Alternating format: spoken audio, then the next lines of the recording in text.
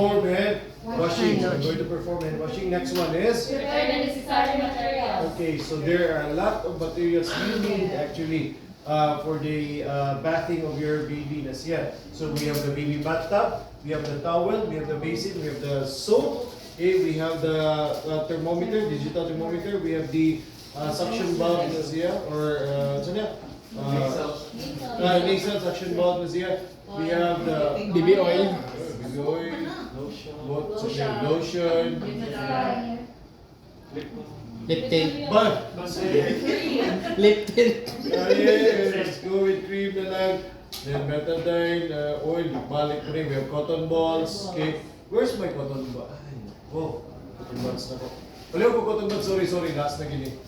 Okay, then we have new sets of diapers, we have new sets of clothes, we have flanella, and we have washcloths na siya. Those are the common materials that you will have during the bathing of your baby na siya. Okay, so na mag-demo the rate, and on the other side of the table, there will be preparing the milk and what. Okay, so all you have to do is you just have to talk during the bathing na siya. Okay, the more you talk, the more assessor will not monitor you. He or she already knows that you are working with a procedure na siya. But if ever getting silent ka, wala, sige lang, okay lang. If ever silent ka, di na mag-monitor si assessor niyo. Okay, so always talk with the procedure. After preparing the materials, what's next? Make sure to close the windows of aircon units or electric fans. Alright, so turn off the aircon, turn off the electric fan. You don't need to actually turn off the aircon in those assessment center. You just have to talk. You have to turn off the aircon, electric fan, or close the windows.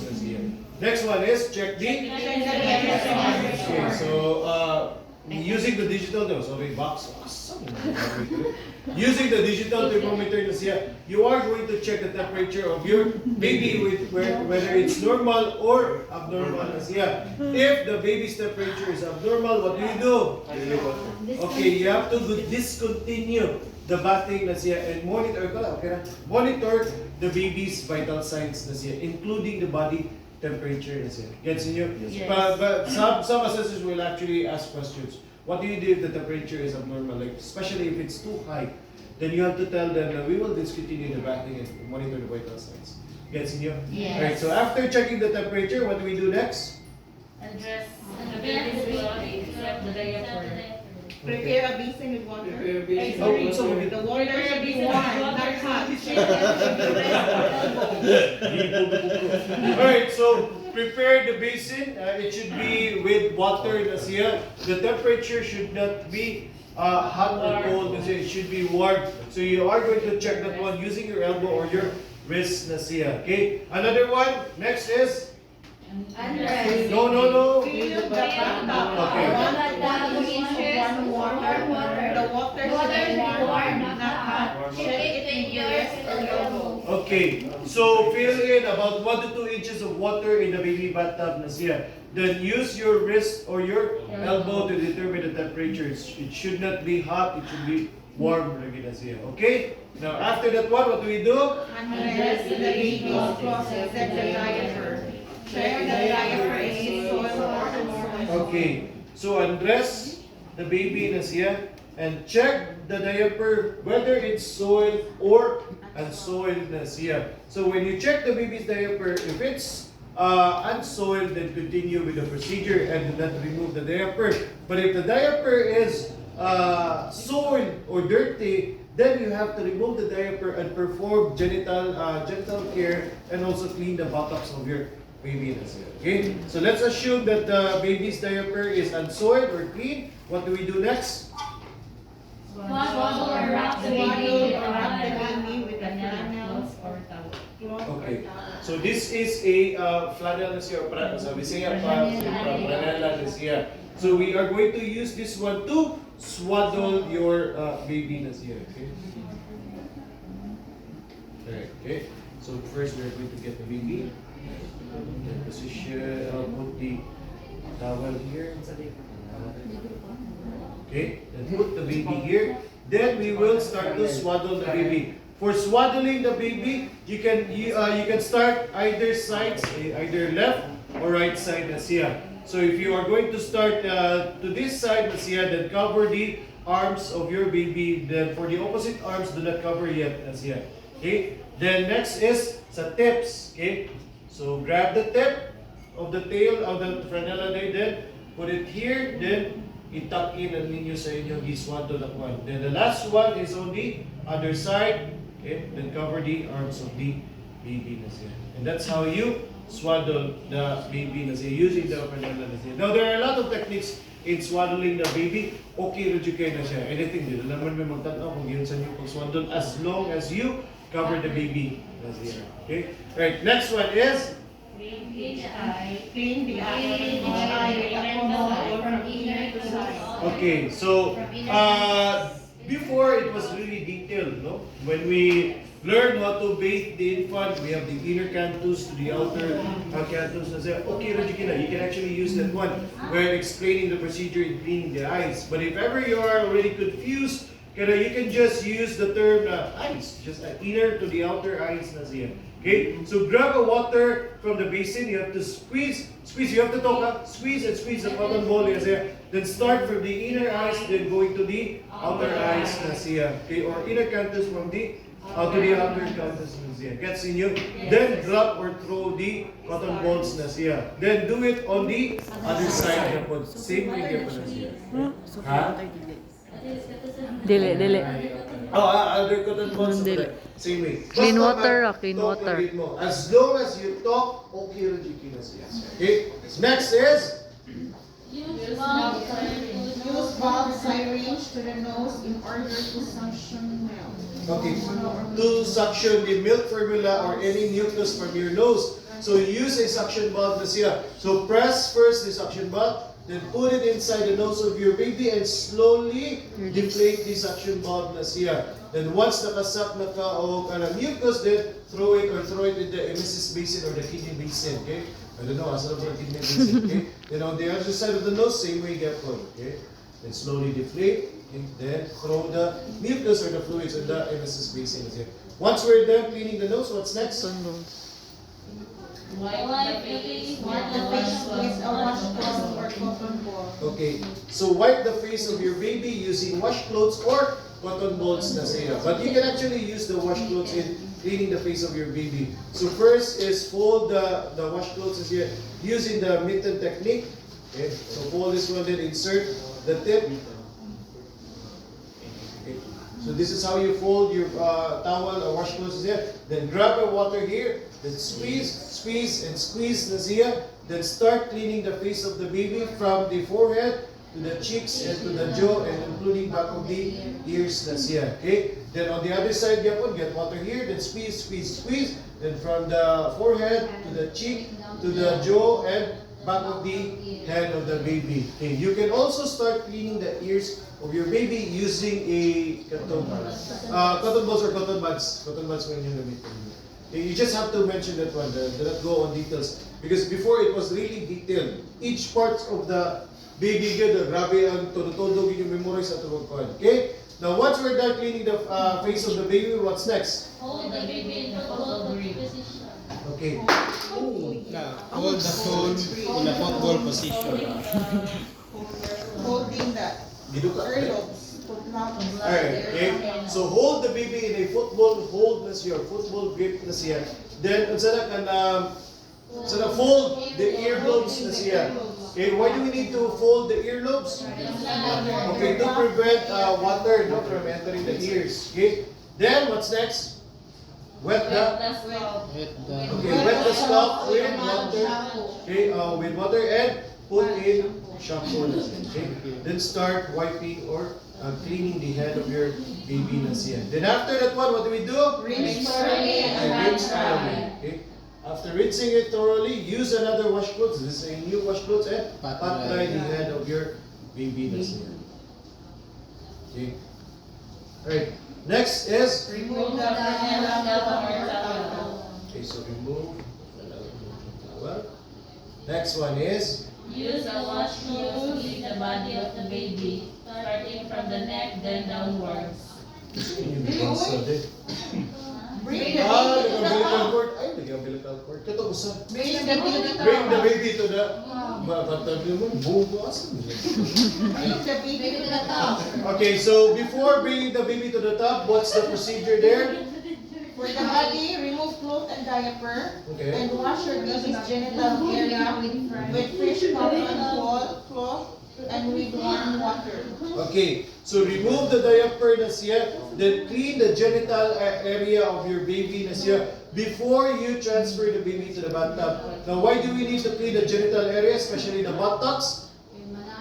Okay. If you are going to bring the baby bathtub directly, the baby to the bathtub without cleaning the genital area, ang hugaw, the dirt from the genital area might go to the bathtub na siya. Then ato binang iligo the baby or wash the baby na siya. Okay, so clean. Then after that one, Sprinkle some water on the baby's abdomen. okay. So you have to go to the bathtub na siya, then sprinkle a little amount of water to the baby's abdomen na siya. Why do we need to do this? Okay, so that the baby is didn't siya makalitan, no, or ma-startle in your baby because it can actually cause trauma if you put the baby directly to the water na siya. Just like us, when we take a bath, we don't actually put water immediately to our body. Some of you will making a sign of a cross ready to feel the water. They will get or they will put water in their feet. No, they will actually put water in their feet na siya to determine the temperature of the water na siya. Okay? And then put the baby on the bathtub na siya. Okay? Next procedure is To force the baby partially upright position using one hand and forearm. Supporting the head and shoulders. okay. Or in other words, put the baby in a sitting position na siya. One hand will be supporting the baby, then the other hand will be used to wash the body of the baby na siya. Next one is Be particular in washing the neck, armpits, buttocks, and genitals. okay. You have to remember this one. During sa pag-practice ninyo, it was very detailed from the neck to the armpits to the hands. We have proximal, the distal na siya. Okay, that's a very detailed procedure na siya. So during the assessment, you just have to mention, I have to be particular in cleaning the neck, okay, the armpits of the baby na siya, the back, the buttocks, and the genitalia na siya. That's how you clean the baby. Or during the assessment, kana lang inyong istorya. Because if you go in each of the area, it will take time to explain pa. Di ba there's a specific procedure for cleaning the neck? Napagit sa hands going to the armpit, di ba? Napagit sa abdomen, very detailed na kanya siya. Okay? So you just have to tell the assessor, I'll be particular in cleaning the neck, okay, the armpit of the baby na siya, the genital area, the back, and the buttocks na siya. After cleaning the baby, what do we do next? Rinse the baby on rinsing towel. Okay, this is already the rinsing tub, so we'll just rinse it with water. Then, After rinsing, dry the baby with a towel. with a towel. Okay, so grab the towel here. Okay. Then, we will cover the baby na siya. Okay, ilat-ilat mo ng baby. Sir, Yes. actually, nag-try ng baby kanina. Oh, ganyan na raw. Ay, actually, ganyan nga rin ginibunta pag iwok, kabawasan yung bata, ganyan mo sa pagkita. Wala ka nagsupot. Ha? Oh. Nagsupot. Actually, in real scenario, mga probably 1 minute siguro. Ano? 1 minute muna. Okay? Shortcut So, na rin. try the baby using the towel. Shortcut na na. So, matod pa sa mga katigulangan na ito rin. Nabi mga buyag-buyag to. Sige.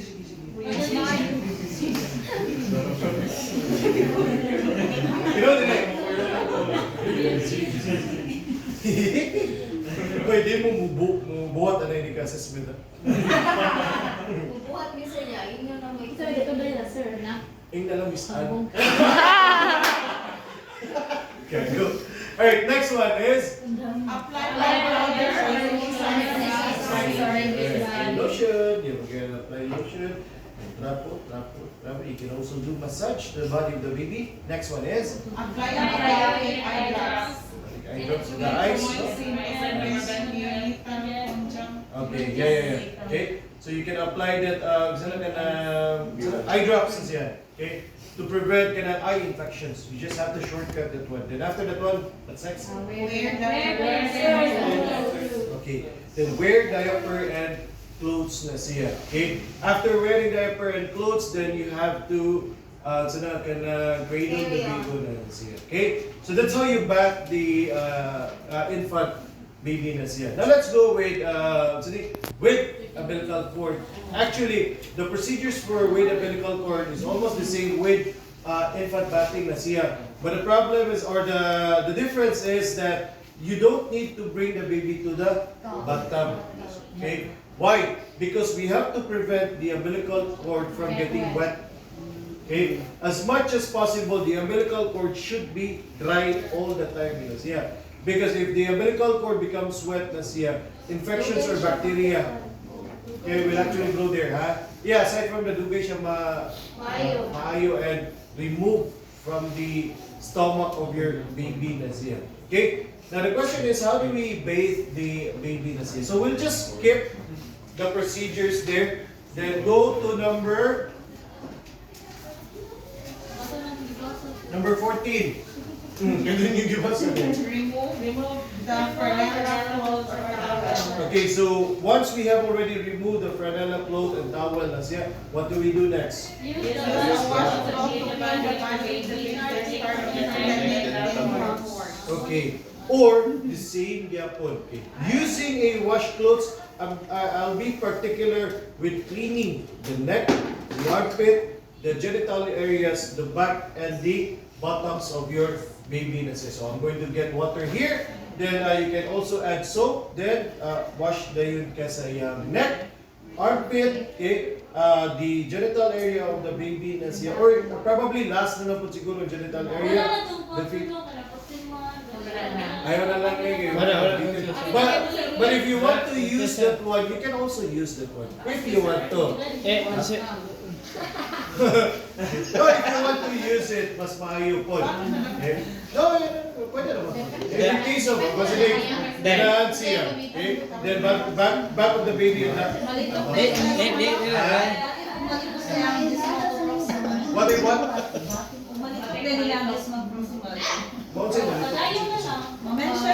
Ay, may problema. Mas maayo rin na. Okay? But again, di na may Duha ka certificate mo. Okay, when we listen, we don't really listen. We just have to observe whether you can perform or not. Okay. Alright. So after particularly cleaning the neck, what's next? Make sure the spaces behind the ears, between fingers, underarms, and toes. Okay. Then next one is? Wipe around the umbilical. Make sure to keep the umbilical cord dry. Okay, you have to mention that one. When washing the abdomen of your baby, you have to make sure to clean or wash only the surroundings of the umbilical cord, not the umbilical cord itself, to prevent wet. Gets ninyo? Alright, next one is? Clean the diaper area or the genital area last. Okay? Then after that one? Okay, so pat dry the baby using the towel. Then next is? Okay, so apply lotion. Okay, lotion. Then next is?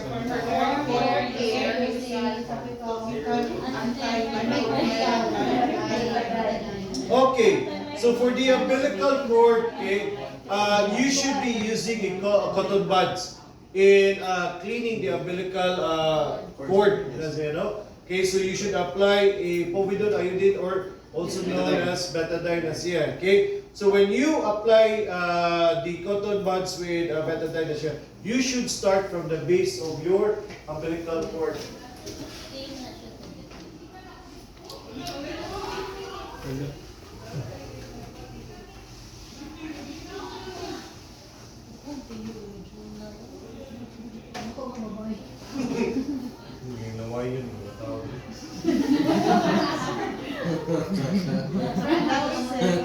Sabot, mga marites mga taos man daw eh.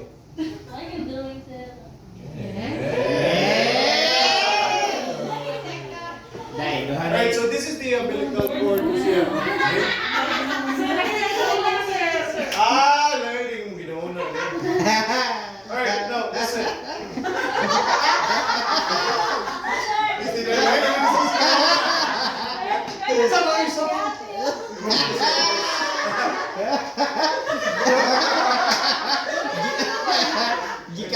Gikaluan man.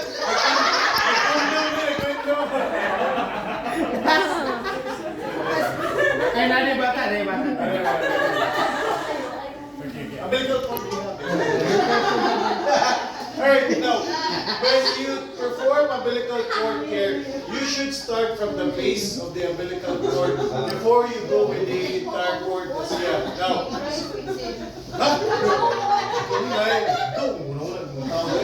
alright, so when you start cleaning the umbilical cords, okay, start from the base. Now, when you clean the umbilical cord from the base going outside of the skin, or outside the umbilical cord base, so when you start, for example, if this is the umbilical cord, you should start from the base. Cotton ball, cotton buds. You should start from the base, then the circular motion going outside of the skin or the umbilical cord. Any rotation, basta ang inyong pag-circular motion is going outside. No, not up yet. Going outside. Kasi we are still at the abdomen or the base of the cord. Why going outside? Okay, very good. So that the dirt from the base will go outside. Going out. Because if you clean the base of the umbilical cord going inside, for example, circular motion and going inside, the dirt or the hugaw will also go to the center or to the base, directly to the base of the umbilical cord.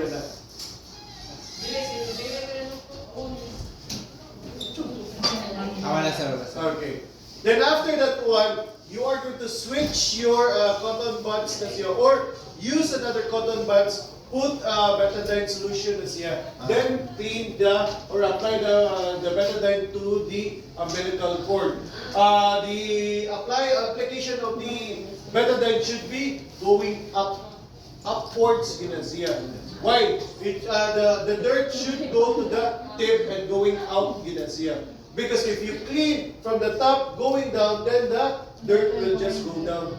Magtapok ang hugaw dali. So it should be going up na siya. Just like your digital thermometer. Once they're done using it, if you notice, when you clean the digital thermometer, it's going to the tip of the digital thermometer to remove the dirt. Gets in you? That's how you perform the umbilical cord care. Then next is?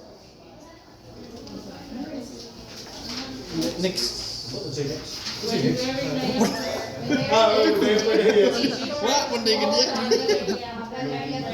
Okay, so if the baby has umbilical cord and when applying the diaper, the front of the diaper should be fold. Okay, why fold? This is to prevent na ma-piid or ma-close ang inyong umbilical cord. Because if you include the umbilical cord on the diaper okay, this one can actually cause moist umbilical cord. At the same time, if the baby keeps on urinating it will infect the umbilical cord. Usually the umbilical cord will be removed within 1 week, 7 days, or 4 days, until 2 weeks. Okay? So apply, put the diaper, okay? Then after that one, dress the baby. Then with clothes, then you have to dress the baby. And that's how you perform the newborn bathing with umbilical cord. Okay. Questions? Sir, Yes. regarding sa pagkanang ko o temperature ba, i-clean para magdaan. Ayan na, i-mention doon na. O kuha naman na siya, sabutable naman na Ako siya. na nasa i-perform sa vital signs. Vital signs, yes. Vital signs is detailed temperature. But here is you just have to mention it. Sir, Yes. kung mag-bath na sir ba, necessary na naman siya sir after sa mong bathing ka na sunod or may specific ang accessory nga sa mong i-perform ng bathing? What's a consulti. The assessor will just tell you whether it has umbilical cord or without umbilical cord. So kung may umbilical cord sir, iuna na Dili mag-bath ka na. Wash clothes. Wash lang. Dili na may magpapagawa. Again, the reason why ganun dili na to ibutang si baby sa bathtub to prevent bubasa. Newborn sir. Newborn.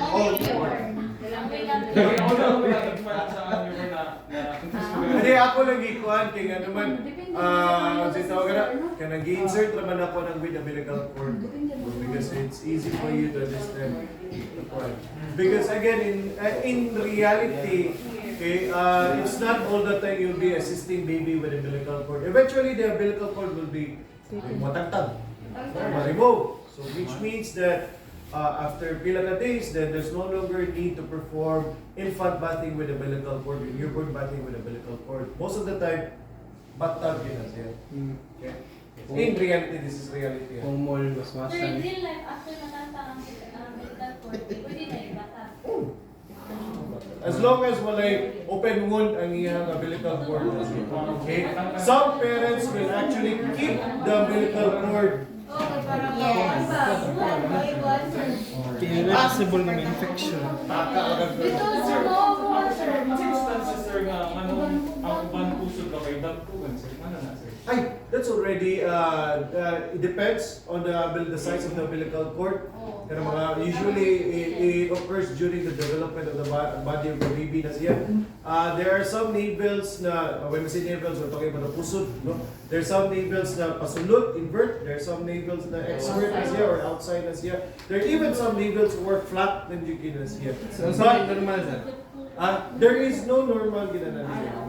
Depending on the development, okay? Because the baby will not have any issues naman regarding what. So depending rin siya sa pag-clear sa iyang cord. Sir, kung magkano dito na si Ben, pwede mabasaya niya, Spanish.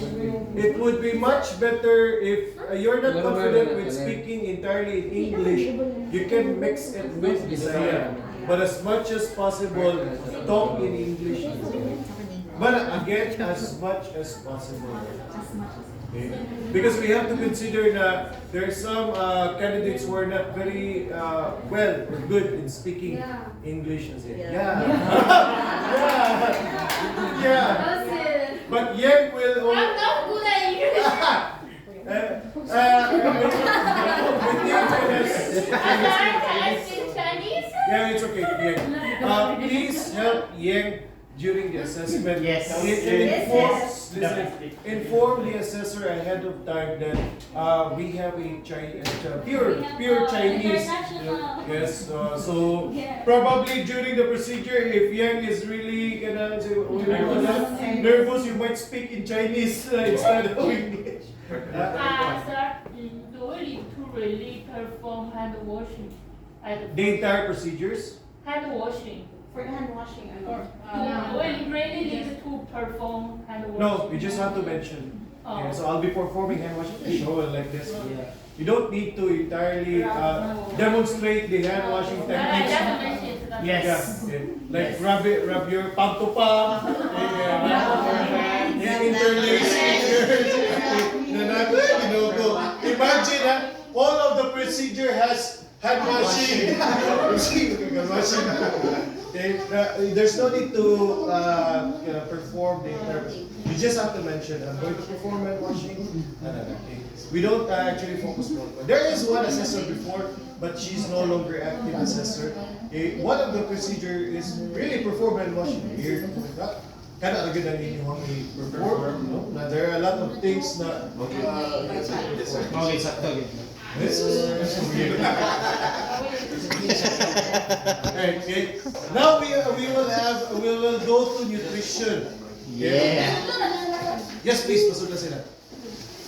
See, diba? Oo na. Man na. I-proof na.